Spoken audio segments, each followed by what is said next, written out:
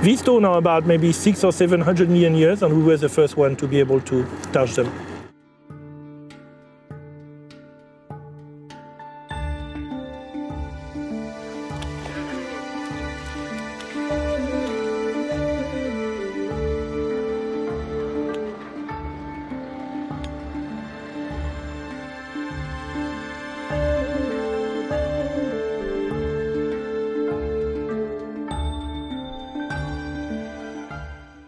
You cannot say for sure that if I am mining in this area, I will get the production. And despite having all the geological criteria fulfilled, it's not sure that you will still find the emerald.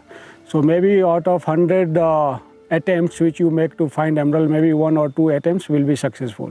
We decided to opt for a different approach of ore mining, where the focus was to slow down ore mining and try to maximize recovery of the gemstone from the ore.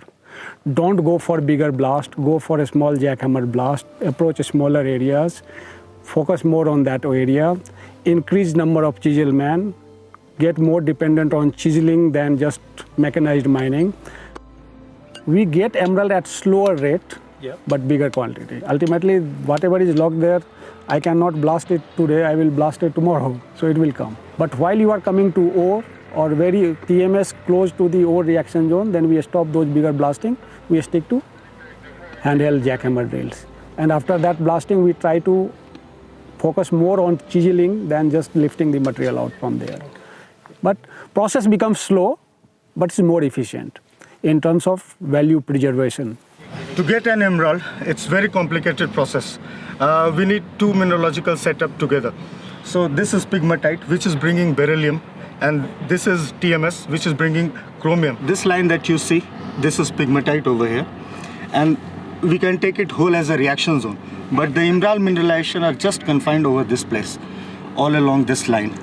We are getting emerald over here. It comes like this. This is pegmatite. This is whole of reaction zone, but this narrow line contains emerald. And this area is very narrow, about 40 centimeters, and you can see nice emerald crystal here.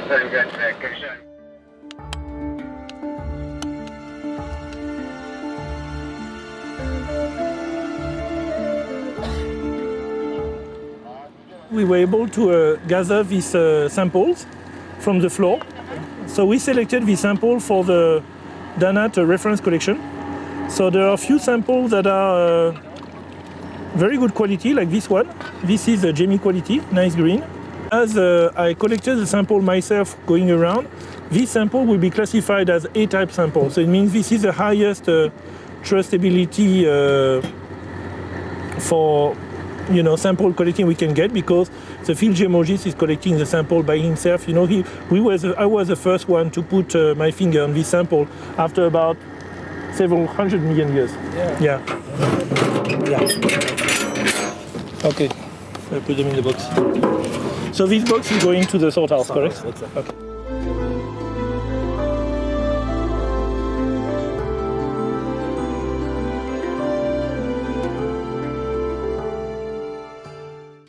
I'm looking at the production of the Kagem mine for the past few weeks in order to select some sample for the Danat reference collection.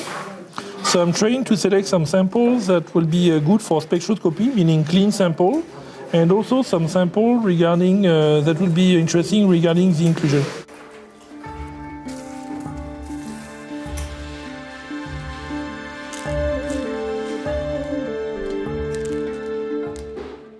So right now, if you will see total quantum of volume, almost 95% of total production is coming from Chama pit. And that's why the region we have opened this pit up to almost 2.2 kilometers strike length. So that at a given time, we can work at 5 to 6 different points.